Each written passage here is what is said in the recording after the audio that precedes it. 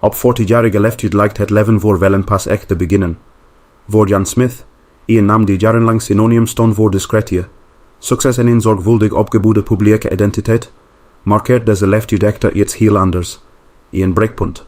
Een moment waarop het verleden zich niet langer laat verbergen achter glimlachen, interviews en zorgvuldig geformuleerde uitspraken, maar voordat hij de stilte verbrak en de wereld verraste met zijn bekentenis.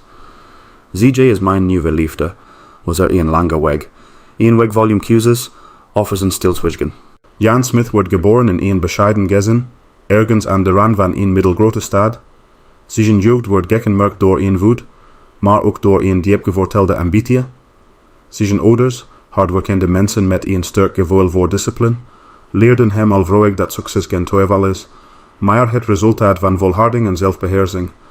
Misschien was het juist die opvoeding die Jan vormde tot de man die hij later zou worden, gecontroleerd, bedachtzaam en altijd een stap vooruit denkend.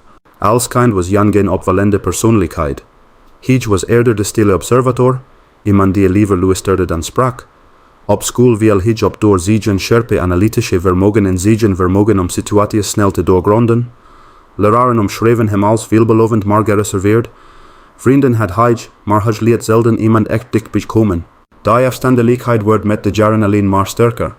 Toen hij zijn eerste stappen zette in de wereld van media en publieke communicatie, bleek die eigenschap zou een zeggen als een vloek. Aan de ene kant gaf het hem een aura van mysterie, iets wat het publiek intrigeerde. Aan de andere kant maakte het hem moeilijk benaderbaar, zelfs voor mensen die hem goed dachten te kennen. Zijn carrière begon bescheiden, kleine opdrachten, korte interviews, analyses die aanvankelijk slechts door een beperkt publiek werden gelezen, maar al snel viel zijn werk op, zijn manier van schrijven, scherp, genuanceerd en vaak verrassend eerlijk, trok de aandacht van grotere platforms. Binnen enkele jaren groeide hij uit tot een gerespecteerde stem binnen zijn vakgebied. Toch bleef er iets merkwaardigs aan Jan, terwijl zijn professionele leven zich in een stroomversnelling bevond, bleef zijn privéleven een gesloten boek. Journalisten probeerden herhaaldelijk meer over hem te weten te komen, maar stuitten telkens op dezelfde muur van stilte. Interviews gingen altijd over zijn werk, zijn visie, zijn analyses, nooit over zijn gevoelens, zijn relaties, zijn innerlijke wereld. Er wordt gespeculeerd, natuurlijk wordt er gespeculeerd. Was hij bewust zo gesloten, of had hij iets te verbergen? Had hij ooit een grote liefde gehad die hem had getekend? Of was hij simpelweg iemand die zijn emoties liever voor zichzelf hield? In de loop der jaren doken er af en toe geruchten op. Een naam hier, een foto daar, een vluchtige observatie van iemand die hem zou hebben gezien met een onbekende vrouw. Maar niets werd ooit bevestigd. Jan zelf bleef zwijgen, altijd. Die stilte werd een onderdeel van zijn identiteit. Mensen begonnen hem te zien als de man die alles wist, maar niet van zichzelf prijs gaf. Een paradox die hem enerzijds fascinerend maakte, maar anderzijds ook afstandelijk. Achter die façade schuilde echter een complexe realiteit. Volgens mensen uit zijn directe omgeving, collega's, voormalige vrienden, mensen die hem in verschillende fases van zijn leven hadden gekend, was Jan niet altijd zo gesloten geweest. In zijn jonge jaren zou hij zelfs behoorlijk open en spontaan zijn geweest, maar ergens onderweg veranderde er iets. Sommigen wijzen op een specifieke gebeurtenis, een relatie die abrupt eindigde en diepe sporen naliet. Anderen geloven dat het simpelweg de druk van zijn groeiende bekendheid was die hem voorzichtiger maakte. Wat de oorzaak ook was, het resultaat was duidelijk. Jan Smit bouwde langzaam maar zeker een muur om zichzelf heen. Een muur die jarenlang ondoordringbaar leek. Zijn succes bleef ondertussen groeien. Hij werd uitgenodigd voor grote programma's, gaf lezingen, schreef columns die massaal werden gelezen en gedeeld. Zijn naam werd een merk, een autoriteit. Maar hoe groter zijn publieke aanwezigheid werd, hoe kleiner zijn persoonlijke zichtbaarheid leek. Het was alsof hij twee levens leidde. Aan de ene kant de publieke figuur, zelfverzekerd, eloquent, scherp.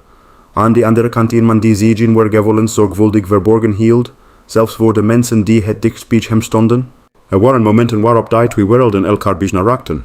Tijdens een interview, bijvoorbeeld, waarin een journalist hem onverwacht vroeg naar zijn persoonlijke leven. Jan glimlachte, nam een korte pauze en antwoordde vervolgens met een ontwijkende opmerking. Het publiek lachte, het moment ging voorbij, maar voor de oplettende kijker was er iets anders zichtbaar. Een flits van aarzeling, misschien zelfs van kwetsbaarheid. Het waren kleine signalen, nauwelijks merkbaar voor de meesten, maar voor sommigen genoeg om te beseffen dat er meer speelde onder de oppervlakte. En toch bleef hij zwijgen. Jaren gingen voorbij, zijn carrière bereikte nieuwe hoogten, maar de vragen bleven. Wie was Jan Smit echt? Wat ging er schuil achter die gecontroleerde glimlach en die zorgvuldig gekozen woorden? Het antwoord leek onbereikbaar. Tot nu, want ergens op een moment dat niemand het had zien aankomen, besloot Jan dat het genoeg was geweest. Dat de stilte, die hem jarenlang had beschermd, hem nu begon te verstikken. Maar voordat hij die beslissing kon nemen, moest hij eerst terugkijken. Terug naar de momenten die hem hadden gevormd, naar de keuzes die hij had gemaakt, naar de pijnen die hij had vermeden door simpelweg niets te zeggen. Volgens insiders begon die verandering niet plotseling, maar geleidelijk. Kleine verschuivingen in zijn gedrag, subtiele veranderingen in zijn toon. Hij leek minder afstandelijk, iets opener, alsof hij langzaam gewend raakte aan het idee dat hij niet langer alles verborgen hoefde te houden. Er waren ook nieuwe mensen in zijn leven verschenen. Mensen die hem niet alleen zagen als de publieke figuur, maar als de man daarachter. Mensen die hem uitdaagden, die hem confronteerden met zijn eigen stilzwijgen. En heel misschien was er iemand die hem liet voelen dat hij niet langer hoefde te verbergen wie hij werkelijk was. Wanneer iemand die jarenlang zwijgt plots begint te spreken, is dat zelden toeval. In het geval van Jan Smit was het geen impulsieve beslissing, geen moment van zwakte of publieke druk. Het was het resultaat van een langzaam proces, een innerlijke verschuiving die zich over maanden, misschien zelfs jaren, had opgebouwd. Na zijn 40ste verjaardag begonnen mensen in zijn omgeving subtiele veranderingen op te merken. Het waren geen grote gebaren, geen dramatische ommezwaaien. Integendeel, het zat in kleine details. De manier waarop hij luisterde, de manier waarop hij reageerde, zelfs de manier waarop hij keek. Collega's merkten dat hij minder afstandelijk was tijdens vergaderingen. Waar hij vroeger strikt bij in hoed bleef, stelde hij nu vaker persoonlijke vragen. Niet oppervlakkig, maar oprecht geïnteresseerd. Het was alsof hij langzaam opnieuw leerde om verbinding te maken. Maar de grootste verandering bleef aanvankelijk onzichtbaar voor het publiek. Volgens bronnen dicht bij Jan begon alles met een toevallige ontmoeting. Geen geplande afspraak, geen zakelijke context. Gewoon een moment waarop twee mensen elkaar kruisten zonder te weten dat hun levens voorgoed zouden veranderen. Zich de vrouw over wie hij later zou spreken, was alles wat zijn wereld niet was. Waar Jan stond voor controle en structuur, bracht zich spontaniteit en emotie. Waar hij analyseerde, voelde zich. Waar hij zwieg, sprak zich zonder angst. In het begin was hun contact voorzichtig, misschien zelfs afstandelijk. Jan was immers niet iemand die snel iemand toeliet in zijn persoonlijke ruimte. Maar er was iets aan haar aanwezigheid dat hem uit balans bracht, op een manier die hij niet als bedreigend, maar als bevredigend ervoor. Ze stelde vragen die anderen nooit durfden te stellen. Niet over zijn carrière, niet over zijn succes, maar over hem. Wanneer heb je voor het laatst iets gedaan waar je echt gelukkig van wordt? Zou ze hem hebben gevraagd tijdens een van hun eerste gesprekken. Het was een eenvoudige vraag, maar voor Jan voelde het als een confrontatie, want het antwoord was niet zo duidelijk als hij had gehoopt. Wat begon als sporadisch contact, groeide langzaam uit tot iets dat moeilijk te definiëren was. Geen klassieke relatie, althans niet in het begin. Eerder een band die zich ontwikkelde buiten de gebruikelijke kaders. Ze spraken urenlang, soms over alles, soms over niets, soms was er stilte, maar dit keer geen ongemakkelijke stilte zoals hij die kende uit zijn verleden, maar een gedeelde rust. Voor het eerst in lange tijd voelde Jan zich niet gedwongen om een rol te spelen. Toch bracht die nieuwe dynamiek ook spanning met zich mee. Want hoe dichter zich kwam, hoe moeilijker het werd om zijn oude patronen vast te houden. De muur die hij jarenlang zorgvuldig had opgebouwd, begon schoren te vertenen, en dat was beangstigend. Volgens mensen die hem goed kennen, worstelde Jan in die periode met tegenstrijdige gevoelens. Aan de ene kant was er de drang om zich open te stellen, om eindelijk eerlijk te zeggen over wat hij wilde. Aan de andere kant was er de angst voor verlies van controle, voor kwetsbaarheid, voor wat er zou gebeuren als hij zichzelf echt liet zien. Die innerlijke strijd kwam op verschillende manieren naar buiten. Hij werd soms stiller dan ooit, alsof hij zich terugtrok om zijn gedachten te ordenen. Op andere momenten was hij juist onverwacht open, bijna impulsief in zijn woorden. Voor buitenstaanders leek het inconsistent, maar voor Jan was het een proces van loslaten. Er waren ook momenten van afstand tussen hen. Niet omdat de verbinding verdween, maar omdat Jan tijd nodig had om te begrijpen wat er gebeurde. Hij was niet gewend aan dit soort intensiteit. Niet gewend aan iemand die hem spiegelde zonder oordeel. Maar telkens wanneer hij zich terugtrok, was daar weer diezelfde aantrekkingskracht die hem terugbracht. Zij dwang hem niet, ze wachtte, en misschien was dat precies wat hij nodig had. In de loop van de tijd werd het duidelijk dat dit geen voorbijgaande fase was. Dat wat er tussen hen groeide had diepgang. Het was niet gebaseerd op oppervlakkige aantrekkingskracht, maar op iets fundamentals, begrip. Voor het eerst wilde Jan zich gezien niet als de publieke figuur, niet als de analyticus, maar als mens. En dat veranderde alles. Zijn werk begon subtiel te veranderen. Lezers merkten het misschien niet direct, maar er zat meer emotie in zijn woorden, meer nuance. Zijn analyses bleven scherp, maar kregen een andere toon, minder afstandelijk, meer betrokken. Het was alsof hij niet langer alleen observeerde, maar ook wilde dat toch bleef hij naar buiten toe voorzichtig. De wereld kende hem als de man die niets van zichzelf prijsgeeft, en dat beeld veranderde niet van de ene op de andere dag. Maar intern was de verandering onomkeerbaar. Er kwam een moment, een cruciaal moment, waarop Jan besefte dat hij een keuze moest maken. Blijven leven volgens het oude patroon van controle en stilte, of het risico nemen om zich volledig open te stellen. Het was geen gemakkelijke beslissing, want openheid betekent ook dat je iets kunt verliezen. Maar zwijgen betekent dat je nooit echt iets wint. Volgens insiders van die doorbraak plaats tijdens een gesprek dat uren duurde. Wat er precies werd gezegd, weet niemand. Maar wat wel duidelijk is dat Jan die avond anders naar buiten kwam dan hij naar binnen was gegaan. Rustiger, lichter, alsof hij een last had losgelaten die hij jarenlang met zich had meegedragen. En kort daarna gebeurde iets wat niemand had verwacht. Tijdens een interview, een van de vele die hij in zijn carrière had gegeven, stelde een journalist opnieuw de vraag die hij al jaren ontweek. Is er iemand in uw leven? Voorheen zou Jan hebben geglimlacht, een ontwijkend antwoord hebben gegeven en het onderwerp hebben veranderd. Maar dit keer niet. Dit keer was er een stilte. Geen ontwijkende stilte, maar een boze pauze. Hij keek even naar beneden, haalde diep adem in zijn toon, met een kalmte die zowel hemzelf als het publiek verraste. Ja, er is iemand. De impact van die woorden was onmiddellijk voelbaar. Voor de buitenwereld was het een eenvoudige bevestiging. Maar voor degenen die hem kenden, betekende het veel meer. Het was het begin van het einde van zijn stilte. Na jaren van stilte, twitchvellen innerlijk gestrest kwam het moment waarop Jan Smit niet langer kon en vooral niet langer wilde. Zwijgen. De woorden die hij zo lang had ingehouden, vonden eindelijk hun weg naar buiten. Niet als een zorgvuldig geregisseerde onthulling, maar als een eerlijke, bijna kwetsbare bekentenis die de kern raakte van waar hij werkelijk was geworden. Tijdens een live interview, bekeken door duizenden mensen, hing er een ongebruikelijke spanning in de lucht.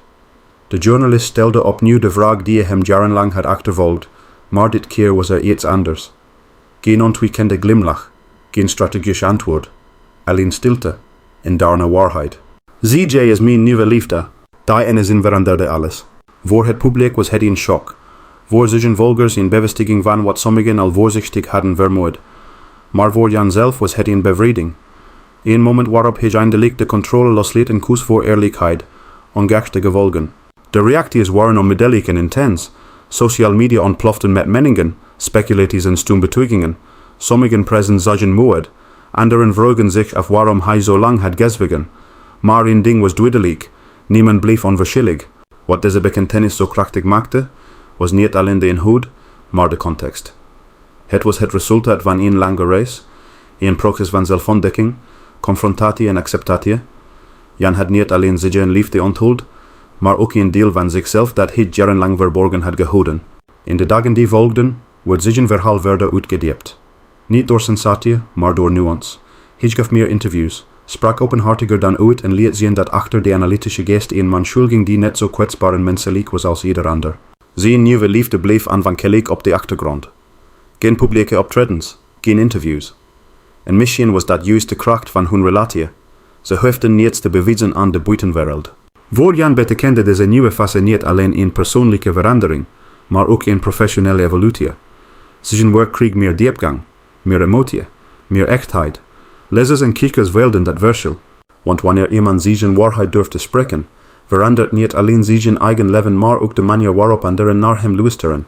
Jan Smit had zijn stilte doorbroken, en daarmee had hij niet alleen een nieuw hoofdstuk geopend, maar ook een boodschap achtergelaten die verder reikt dan zijn eigen verhaal. Dat het nooit te laat is om eerlijk te zijn. Dat kwetsbaarheid geen zwakte is, maar kracht. En dat liefde, onverwacht ook, altijd een weg vindt. Het verhaal van Jan Smit is meer dan alleen een onthulling over liefde. Het is een spiegel voor iedereen die ooit heeft gezwegen uit angst, die gevoelens heeft verborgen om controle te behouden, of die dacht dat het te laat was om opnieuw te beginnen. In een wereld waarin imago vaak belangrijker lijkt dan authenticiteit, herinnert zijn reis ons eraan dat echte kracht lijkt in eerlijkheid, in het durven tonen van wie je werkelijk bent, zonder masker, zonder filter. Misschien herken je jezelf in zijn stilte? Misschien heb je ook momenten gekend waarop je liever zweeg dan sprak, waarin je gevoelens op zich schoof om anderen tevreden te houden? Maar zoals je heeft laten zien, komt er altijd een punt waarop de waarheid gehoord wil worden, en hoe moeilijk dat moment ook is, het kan het begin zijn van iets onverwachts moois. Zijn verhaal stopt hier niet. Integendeel, dit is pas het begin. Want wat gebeurt er nadat de waarheid is uitgesproken? Hoe verandert een leven dat jarenlang verborgen bleef? Welke uitdagingen en kansen wachten hem nu hij zich open heeft gesteld voor de wereld? Als je geraakt bent door dit verhaal, als je benieuwd bent naar wat er nog komt, en als je meer van dit soort diepgaande, eerlijke en mislepende verhalen wilt ontdekken over het leven van bekende persoonlijkheden, dan is dit het moment om verder te gaan. Door je te abonneren blijf je niet alleen op de hoogte van het vervolg van Jan Smits verhaal, maar krijg je ook exclusief inzichten, analyses en onthullingen die je nergens anders vindt. Dit kanaal is gemaakt voor mensen die verder willen kijken dan de oppervlakte, die geïnteresseerd zijn in de echte verhalen achter de headlines. Klik op abonneren, zet de meldingen aan en mis geen enkel moment. Want achter elke stilte schuilt een verhaal, en je verdient het om dat verhaal als eerste te horen. Blijf kijken, blijf ontdekken, en bovenal, blijf luisteren.